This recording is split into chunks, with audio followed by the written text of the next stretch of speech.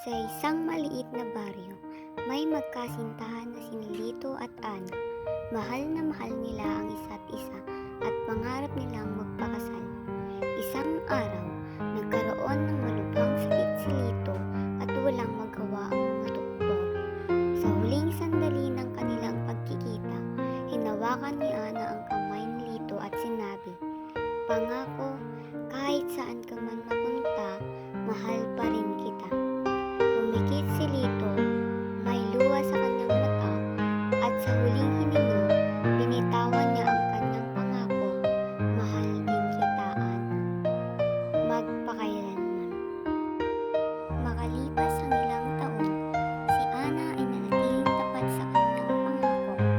Araw-araw pumupunta siya sa bundok ni Lito, dala ang mga alaala ng kanilang pagmamahalan, habang umaasa na balang araw magkikita sila.